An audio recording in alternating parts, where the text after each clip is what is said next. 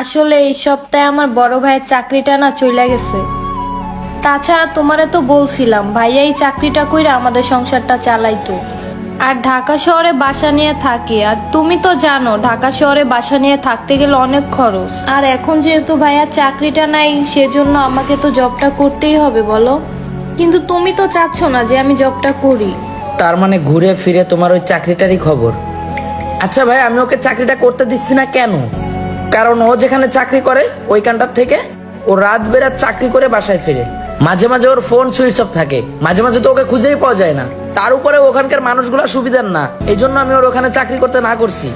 দেখো, তুমি ওরে চাকরি করতে নিষেধ করছো, সেটা শুনে আমি এখানে আসছি। এখন কথা হইতে আছে, আমি যে চাকরিটা করতাম সেটা তো চলে গেছে। ওর ওই বেতনের টাকা দিয়ে আপাতত আমাদের সংসারটা চালাতে হবে। আর আমার বাবাটা অসুস্থ, তারও চিকিৎসা চলতেছে। এখন এই মুহূর্তে তুমি যেহেতু বলতেছো ওরে চাকরিটা ছাইরে দিতে, এখন ও যদি চাকরিটা ছাইরে দেয় তাহলে আমাদের সবাইকে পথে বসতে হবে। এখন তুমি যদি তোমার জায়গা থেকে কোনো ব্যবস্থা করে দিতে পারো যাতে ওর ওই চাকরিটা করা না লাগে, তাহলে সেটাই মনে হয় ভালো হয়। দেখেন ভাই, আমি তো ও এখান থেকে যতটা বেতন পাই তার থেকে বেশি প্রতি মাসে আমি সাপোর্ট করি। আর করি দেখেই তো আমি ওকে চাকরিটা ছাড়তে বলছি। তো আমি তো মান্থলি দেখি বেশ কিছু টাকাই তোর পিছনে খরচ করি। না, আসলে তুমি আমাদেরকে সাপোর্ট করো, অনেকটাই সাপোর্ট করো। প্রতি মাসে প্রায় তোমার কাছ থেকে 20-25 হাজার টাকা আমরা নেই। কিন্তু কথা হইলো ভাইয়া, 20-25 হাজার টাকায় না একটা সংসার চলে না। বর্তমানে যে বাজার মূল্য, 1 কেজি গরুর গোস্ত কিনতে গেলেও 800 টাকা দাম চায়। এখন তুমিই ভাইবে দেখো যে আমাদের কি করা উচিত। তুমি যদি মনে করো যে ওর ওই জায়গাটায় চাকরি করা উচিত না, তাহলে তোমাকেই একটা রাস্তা বার করে দিতে হবে যাতে ওর চাকরিটা করা না লাগে। তাহলে এখন কি করতে হবে আমার? তেমন কিছুই করতে হবে না তোমাকে, শুধু মাস গেলে 50,000 টাকা দিও, তাতেই হয়ে যাবে। হ্যাঁ, 50,000 টাকা দিলেই আমাদের পুরো ফ্যামিলির খরচটা চালাইতে পারবো। তারপরে আমার চাকরিটা হয়ে গেলে এটাও আর দেয়া লাগবে না। 50,000 টাকা দিলেই হচ্ছে? হ্যাঁ, হবে। ঠিক আছে, বাসায় থাইকো, বের হইও না। তোমার যেখানে যা খরচ লাগে আমি দিব, মনে রাখো আমি তোমারে অনেক ভালোবাসি। বাইরে যা কাজ আছে সব ভাইয়া সারবে, আর তোমার যেখানে যা খরচ লাগে তা আমি দিব। হ্যাঁ, 50,000 টাকা যদি তুমি প্রতি মাসে দাও তাহলে তো আমি ওরে ঘর থেকে বাইরেতেই দিব না। ঠিক আছে ভাই, ওর দিকে খেয়াল রাখবেন। তাহলে এবার আমরা উঠি। আচ্ছা ঠিক আছে। আচ্ছা, মানে ওই টাকাটা কখন দিবা? মাস শেষ তো, অনেকেই টাকা পাবে। টাকাটা একটু আর্জেন্ট লাগতো। আচ্ছা, আমি আসতেছি আপনাদের বাসায়, যান ভাইয়া। ঠিক আছে, আয় চল।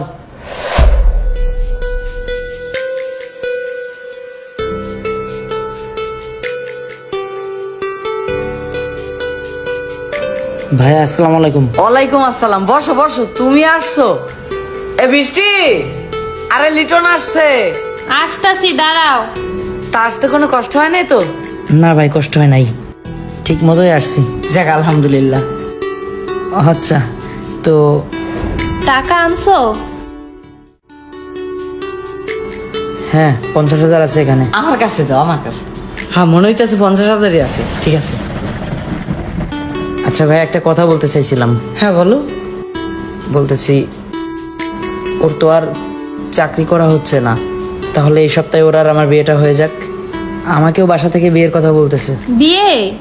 আরে বিয়ে তো করবই, কিন্তু তুমি তো জানো বাবা অনেক অসুস্থ, আর বড় ভাইয়ের চাকরিটাও নাই। ভাইয়ার চাকরিটা হোক, তারপর না হয় বিয়ে করি। হ্যাঁ, এই বিষয়টা নিয়ে আমিও একটু ভাবছিলাম তোমাদের বিয়েটা হয়ে যাক।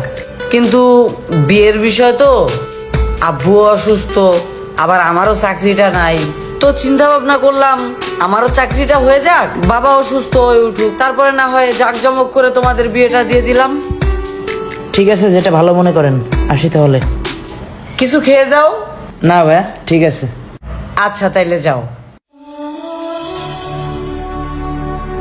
হ্যাঁ বলেন ভাই, মালের সাথে লোক পাঠাইছেন তো? ভাই। আসলে আপনার দোকানের নাম লিখে মালগুলা পাঠাইছিলাম। হ্যাঁ হ্যাঁ, ওইগুলা রিসিভ করে নিয়েন। আমার এখান থেকে লোক পাঠাইতে পারি নাই, আমার এখানে লোকের শর্ত, তাই। আচ্ছা ঠিক আছে ভাই। ভাইয়া, হ্যাঁ, এই মানি ব্যাগটা সকালে সোফার উপর পড়ে আসছিল। কেউ খুঁজতে আসছিল পরে? না ভাইয়া। ঠিক আছে, যাও। আচ্ছা। কার মানি ব্যাগ এটা? দেখি, খুইলা দেখি। টাকা নাই, আইডি কার্ড আছে। আরে বাসা কুমিল্লা, লাকসাম, জীবন মাহমুদ। আরে বৃষ্টির বাসা তো চাঁদপুরে, তাহলে জীবন মাহমুদ বৃষ্টির বড় ভাই কিভাবে?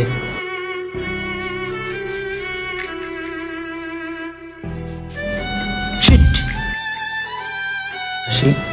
এই চলো না আমরা কক্সবাজার একটা ট্যুর দিয়ে আসি। আরে সেদিনকাও তো কক্সবাজার যায় আসলাম, আবার কক্সবাজার যায় কি করবা? তাতে কি হয়েছে, চলো না।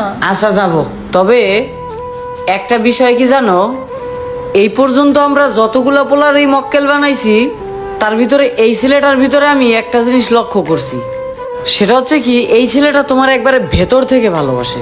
ঠিকই বলছো, ছেলেটার চেহারা একটা মায়া আছে। মায়া আছে থাক, তুমি যে আমার বিবাহিত বউ এই কথাটা কিন্তু ভুলা যাও না আবার। এরকম হাজারটা মক্কেল আসবে আর যাবে, তোমার আর আমার ব্যবসা রোজ চাঙ্গা হইতে থাকবে, বুঝো নাই? ধান্দা করতে যায় আবার কারো মায়ায় পড়ে যায় না, এটা আমাদের বিজনেস, ইমোশনালে নিও না। এই এমন কথা বলো কেন, আমি না তোমায় কত ভালোবাসি। আর ভালোবাসো বলে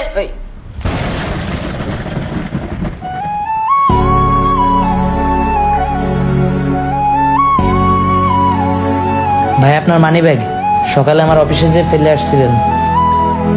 এই শোনো, আসলে তুমি যেটা ভাবতেছো সেটা না, আসলে ভাইয়াকে তো আমি অনেক ভালোবাসি। ভাইয়ার মাথাটা অনেক ব্যথা করতেছিল, তাই আর কি ভাইয়ার মাথায় একটু হাত দিয়ে। স্টপ।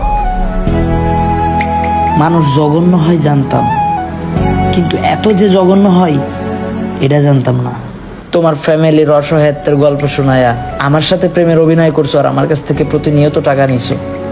তোমার বাসা চাঁদপুর আর তোমার ভাইয়ের বাসা কুমিল্লা, তাই না?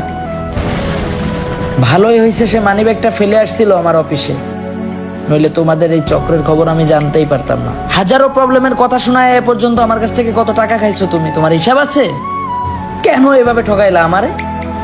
এমন বেমানি আমার সাথে কেন করলা? আমি কি কোনো অন্যায় করছিলাম তোমার সাথে? ভালোবাসছিলাম না, এটাই তো আমার অন্যায়। যখন যেটা লাগছে, যখন যেটা চাইছো তাই দিয়েছি, কারণ আমি তোমাকে ভালোবাসি, তোমাকে বিয়ে করতে চাই। এখন বুঝতে পারছি যে বিয়ের কথা বললে তোমরা ভাই বোন সাইজা কেন আমার এত ডেট পিছাইতা। দেখো, টাকা ইনকাম করতে প্রচুর কষ্ট হয়, আমারও কষ্ট হয়, পৃথিবীর সমস্ত মানুষের সৎ পথে টাকা ইনকাম করতে কষ্ট হয়। শুধু তোমাকে ভালোবাসি দেখে আমার কষ্টের টাকা আমি প্রতিনিয়ত তোমার পিছনে খরচ করছি। একটু আগেও 50,000 টাকা নিয়েছো তুমি, তার পরিণাম এটাই। তোমরা ভাই বোনের মতো এত সুন্দর একটা পবিত্র সম্পর্ককে নিয়েও বিজনেস করলা। আসলে এমনটা আমার সাথে না করলেও পারতা। আসলে আমাকে ফাঁসিয়ে তোমরা আমার কাছ থেকে যে টাকাগুলা খাইছো ওইটা দিয়ে কখনোই ভালো থাকতে পারবা না। কিন্তু তোমাকে ভালোবেসে আমি আমার লাইফে যে শিক্ষাটা পেলাম, এইটা দিয়ে লাইফে অনেক দূর আগে যেতে পারবো। কাউকে ভালোবাসার আগে তার ব্যাকগ্রাউন্ডটা একটু যাচাই বাছাই করে নেবেন, না জেনে বুঝেই কাউকে মন দিয়ে দিবেন না। মনে রাখবেন, বর্তমানে বেশিরভাগ মানুষই চলে ভয়ঙ্কর সিন্ডিকেটের উপরে। যেই সিন্ডিকেটের ভয়ঙ্কর ফাঁদে সাধারণ মানুষকে ফেলতে তারা স্বয়ং মা বাবাকেও মেরে ফেলে। এই ভয়ঙ্কর কালো শহরে অনেক ছেলে মেয়ে আছেন যারা ভাই বোনের পরিচয় দিয়ে একই ছাদের নিচে থাকেন এবং মানুষের সাথে বিভিন্ন ধরনের অপকর্ম করেন। আর মাথায় রাখবেন, খারাপ কাজ কখনোই আপনাকে ভালো থাকতে দিবে না। তাই পরিশেষে আপনাদেরকে একটাই কথা বলি, টাকা পয়সায় প্রকৃত সুখ না। টাকা পয়সার জন্য আপনারা কখনো এমন কোনো কাজ করবেন না যে কাজের ফলে আপনাদেরকে এপারে ওপারে দুই পারেই পস্তাতে হবে।